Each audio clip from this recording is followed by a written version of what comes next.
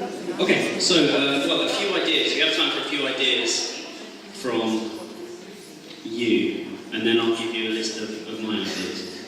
So, any mastery goals that your students might have? Please just shout out.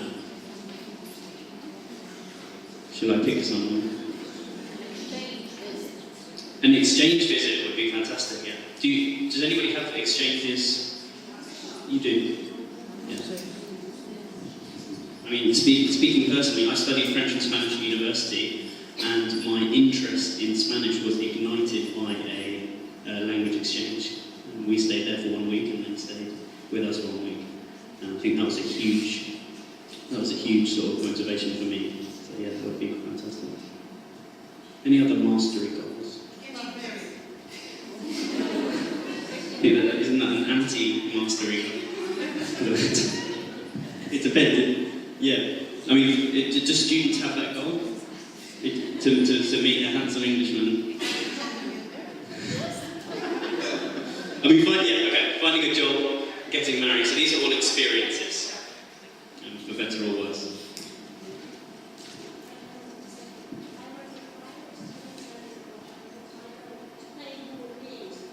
Absolutely, yeah. To play board games. Also, a lot of students will play video games online with English speakers. Understanding films and music, these are experiences as well. Any other mastery goals? That is a huge motivation when you're hungry, yeah.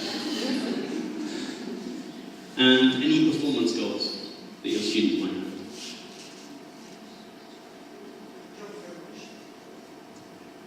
Yeah, I mean, some of these are quite blurred. So getting a job might be an experience, but it might be a means to an end. So it might be classed as a mastery goal or a performance goal, depending on, their intricate. Being better than brother. This is a big one. Being better than brother, being better than Vlad, being better than, my mother when she did the state exam. Yeah, beating other people. Can you take one more? Taking part in competitions in English. Yeah, like Olympiads, things like this, yeah. I know there's an Olympiad coming up, if I'm not mistaken, on the 22nd of March. So to have a blog, maybe, yeah. A lot of, I've seen a lot of Latvian young people doing vlogs as well, in English, which are fantastic. So is this mastery? I think it's probably a mastery goal, it's more of an experience, rather than what you get. So we'll see now with the next slide. Hopefully it will make sense, the distinction between the two, because there are some blurred lines. So all of these slides will be up on the blog at 1 o'clock. I've timed it to be on there. So mastery goals. I was thinking more of mastery goals to do with our context. You guys came up with much better ones than me, actually.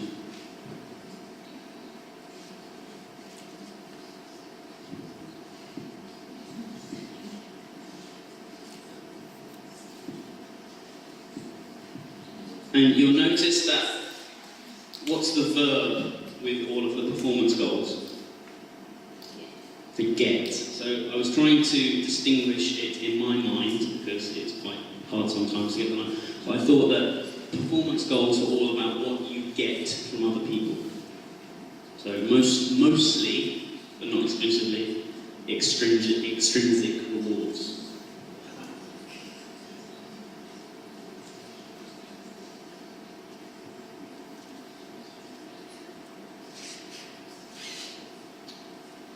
And you need to be very careful of this as a teacher, because a student that only does things to receive something else is not going to be motivated for a very long time unless you have a one-on-one class and you can give.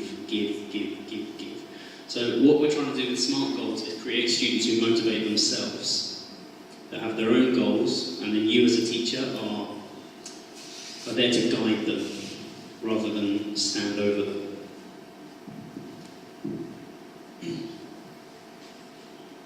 So, what would a SMART goal look like if you were an English teacher? teacher who had no idea of Latvian. Just to give you a very quick example. So this is my SMART goal.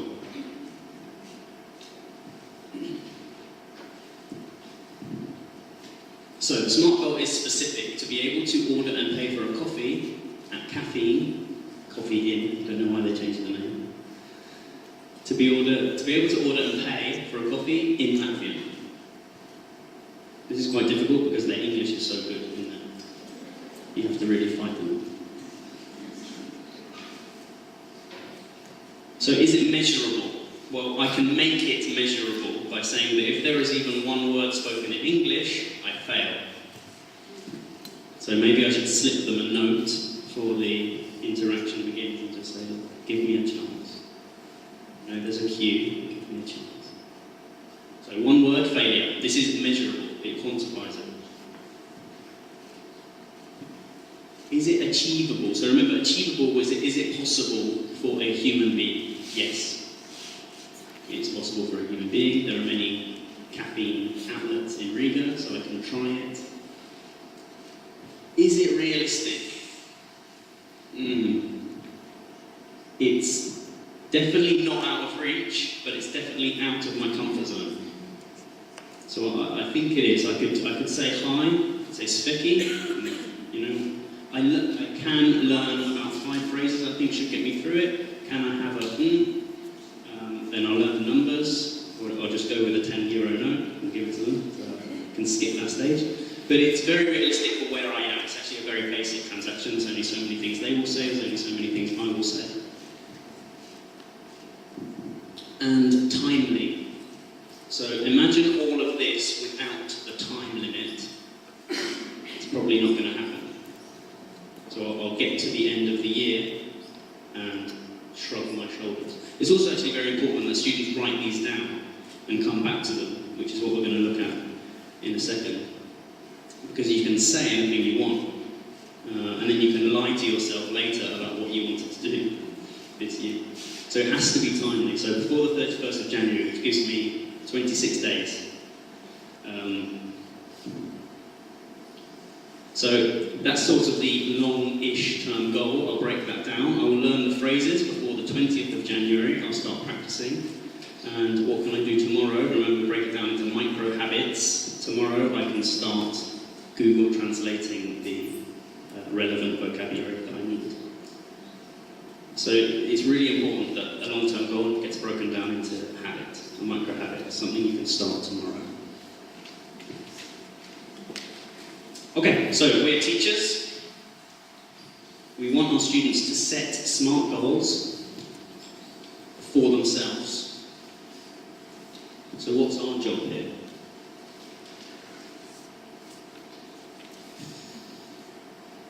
So there are some materials on my blog site, which is that. There's a lesson plan and some worksheets for students. You can download them and print them off. I don't get any money for the blog. It's like the goodness of my heart. But a few of my colleagues have actually tried this with their classes this week, because they've been back with some classes, and I've been getting some feedback from them. And they say that the materials, you could span it over 2 lessons, 2 1.5-hour lessons. So just make sure, they kept saying to me, we had to rush the SMART goal setting at the end, which is obviously the most important bit. So just make sure that you leave enough time for students to think about the criteria, what is SMART, and to apply their goals to it, because it does take a lot of thinking. But you could even set it for homework to give them a bit more time and space. Because it is important, and if you have students with relevant goals, it is worth the time. I know that a lot of you, by your show of hands, are in the state school system, so you have time restraints, you have things that you need to do. But I will say that it's an investment, a long-term investment for you and for your students.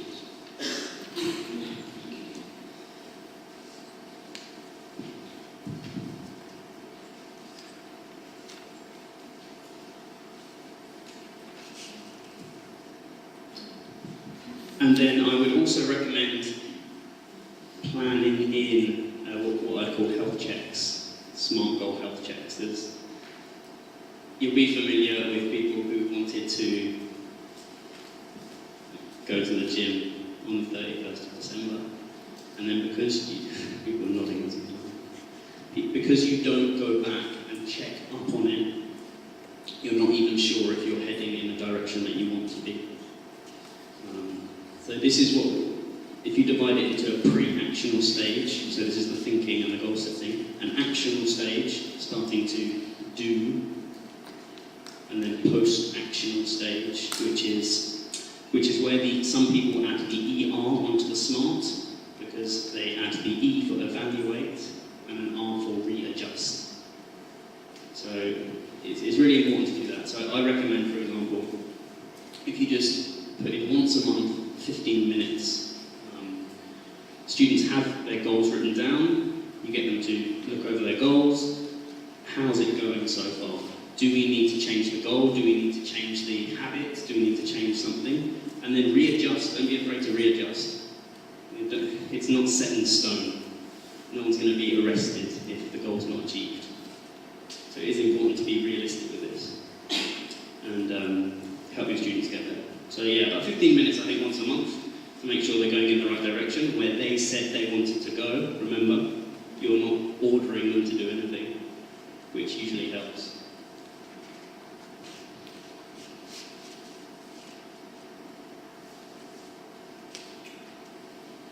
Yeah, so a few final thoughts on SMART goal setting, and then we'll have about 10 minutes of questions. So I think a useful thing to do with anything, actually, is to picture the worst case scenario and then picture the best case scenario, and then decide if it's worth doing. So the worst case scenario, if you do this SMART goal setting with your students, is that it's a waste of an hour. But even then, they'll probably learn some new words. But the best case scenario is that they see that they are in charge of their own learning, which they are, which they should be. And once they see how to set a target and reach it in English, as I said before, SMART goal setting is applicable to anything in their lives. So they can also see how they can achieve things in a very methodical, logical way through anything else they want to do, playing instruments, sports, learning something else. So it really can be an eye-opener for them, and it can be useful for them not only in English, but for other things that they want to do.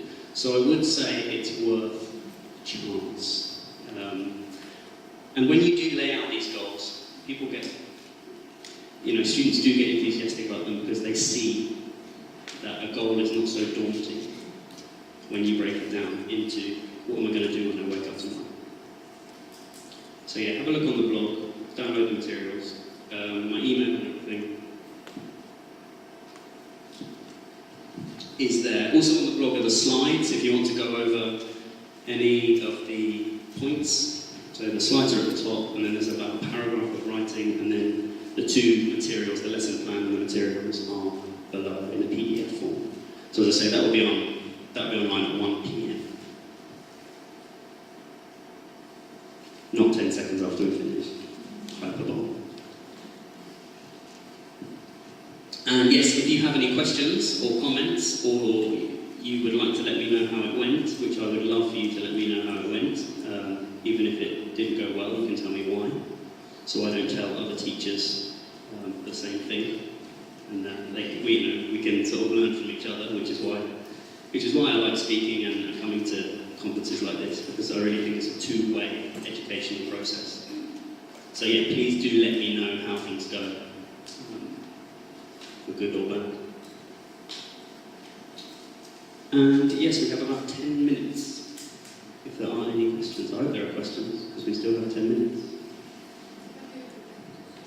Yes, I have, yeah. So I did it in September, actually, and then I will be doing it with my students next week.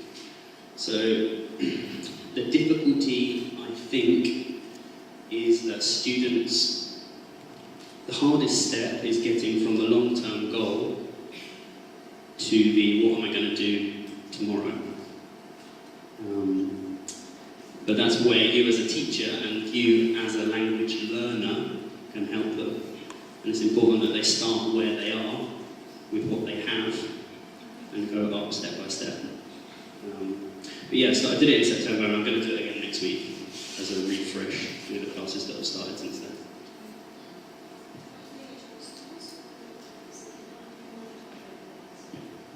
So I've done it with 13-year-olds and 18-year-olds who are studying for the Year 12 exam. And I've also done it with adults, which may not be as applicable to you guys, I realise.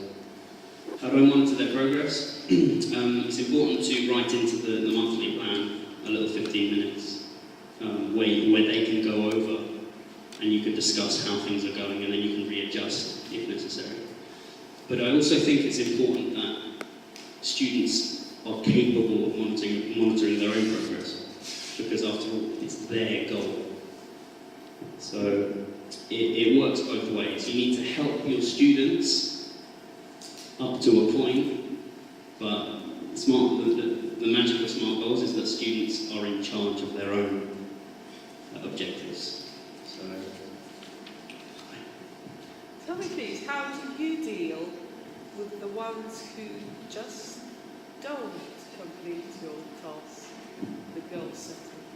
my task. Their task. Well, you kind of lead towards them. So just refuse. Yeah. Do you have students that just refuse? Yeah. Because that is not something we can evaluate with a grade. Correct? That is not something you can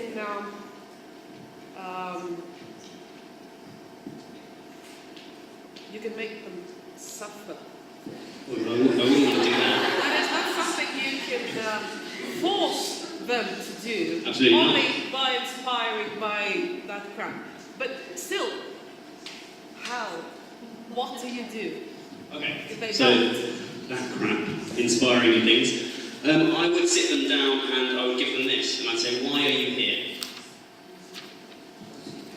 Okay, because I have to be. Good. What do you want to do in this class? Nothing. Tough crowd. Because it sounds like you do from another world. Yeah, I understand that. International House is private language school, so you get the higher level students. No, it's not about that. We all do have wonderful students. We do have motivated kids, and we do meet them. It's not that all of them are crazy and inaccessible and like that. But give me I don't know, something. Give me inspiration for that whole group I do have problems with. The problem kids. My problem kids are probably not your problem kids by the sound of it. If a student will refuse to do anything, I'm not sure that you can force them. But I hope that the majority of your students, there is a ray of light at the end of the tunnel. I know that this is, some students are going to refuse to do it, but at the end of the day, these are the students. I mean, in the state school system, are there systems in place? The problem is with SMART goal setting, if you force somebody to have a goal, you may as well not do it. Perhaps they can change something with their life, start with that class, sport or something. With their life? No, life, something they enjoy doing. Yes. Yeah, that's another possibility as well, actually. You can use English as a vehicle to set goals of something they're interested in, whether it be video games or other things, if that's the only option. I was just going to suggest incentivizing this sort of goal, giving them that incentive to get there. So it's not forcing them to do it. You don't feel like it's a grade or it's part of the classroom. But there's a reason that they're getting out of it, whether it's something cheap or bribe, incentivize. What was the word?